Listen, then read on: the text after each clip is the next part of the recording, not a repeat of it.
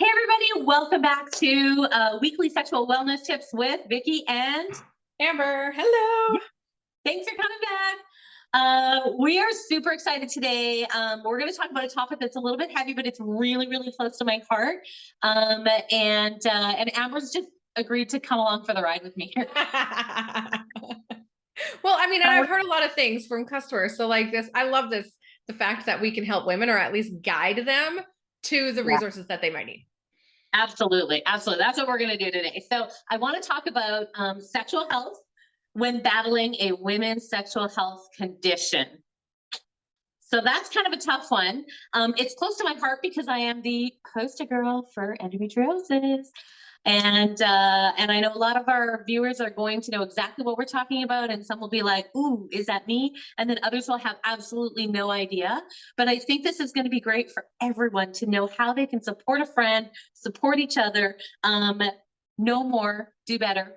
Uh, I could tell you stories until the end of time, but the one thing that I never anticipated in my world was that sexual health was going to be so impacted by having endometriosis. And before we started recording, we were talking about how, as a young person, I was surrounded by all of my cousins, by all of a good portion of my family members that also had really awful periods. And I know this is not like a super fun topic, but I literally would look at them and go, okay, I feel that sick for 4 days out of the month. So that must be normal then. I guess that's how we feel. And it turns out, Amber, that is not the It's case. not, and I did not grow up with lots of people around me like that, or we didn't talk about it, if anything, right? I might have had a friend who had really bad cramps or this or that, but nothing like really spoken about. And I was so regular, and nothing was like it was just no, everything was normal for me. I never had I never had to have this conversation really. Yeah. Yeah. And that's the big piece is that, I was having the conversation and I was being told, yeah, that's how I am. So for me, I had no idea. And I mean, that went right into when we decided to have our first child. And then I miraculously got pregnant. I don't know how I got pregnant so quickly, but as soon as I had my daughter, we recognized how terrible and how extensive my endometriosis was. And it all started to make sense, pain during intercourse, a lack of libido, this really weird sort of hormonal shift that was always happening. And granted, we all have hormonal shifts no matter where we are on the spectrum, but mine were like, I was a little extreme. Like, so and for an extended period of time. So I found that when I started going to a self-help group where there were other women with endometriosis, as opposed to just getting really wrapped up in it, I used it as something that was so informational. So let's talk about some of the symptoms of endometriosis. And of course, there are lots and lots of other women's health disorders. There's adenomyosis, there's PCOS, there's all kinds, which is polycystic ovarian. There's all kinds of concerns and disorders. But I guess what we really want our viewers to know is that, like, we're here. And even if we don't have all the answers, we have a bevy of people to Absolutely. reach to Absolutely. who, And I think when you're having these symptoms, or you might go to your family doctor, explain some of the stuff to them, and they might even just they may disregard it, unfortunately. They may recommend you to a specialist. Like, you don't, that may happen, and great on them, that's fabulous.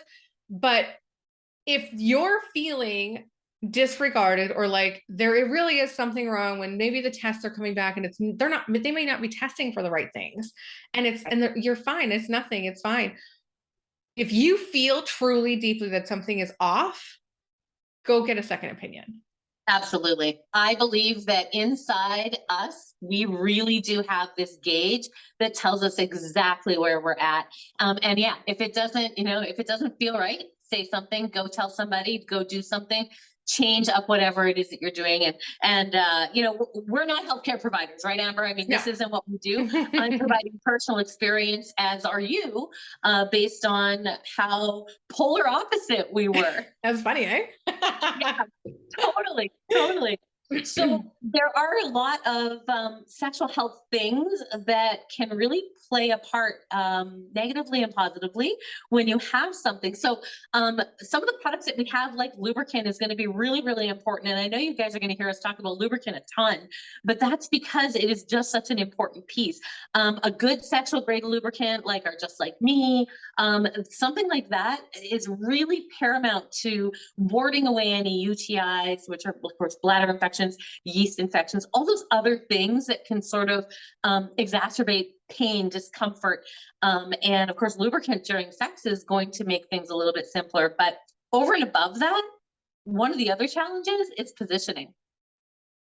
Position How, are yeah, huge. how are And you going one to put, position for one person or one issue is not going to be the same for somebody else's issues either. absolutely not. Absolutely not. So I just think that that's a really cool thing to remember too. So a good lubricant goes a long way. Talking to your health professional, talking to your friends, but just take that into account. If you are a friend of someone who really struggles, just remember, just your support and sometimes just nodding and understanding or hearing somebody else will make them feel heard, especially if they aren't being heard by their health professionals. And again, not poo-pooing a health professional at all, but sometimes they just don't, we are not necessarily describing what we're feeling because we don't really know how to describe it. So I just find that it's just such a touchy subject, but there are things that can help. There are ways to bridge the gaps. There's therapies, there's pelvic floor therapies. We've talked about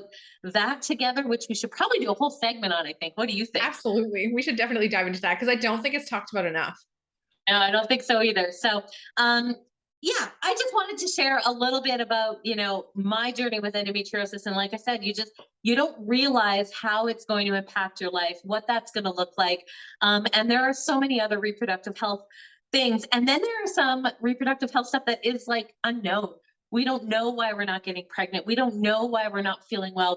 There's no medical reason to why we're unable to have a family or whatever that looks like. And I just think that the more we talk about our challenges, the more we find people who are going to rally around us and hold us up when we need it and pat us on the back when we're good, and give us that praise. So I think that, I don't know, I guess that's just what I wanted to Well, throw I out. think I think it's important though to have the conversation. And I think you're right. You're on to something there that people shouldn't struggle alone. No, Right? Don't struggle in silence. There's somebody else no, out there that's going through the same or similar. And you could find somebody to talk to. yeah.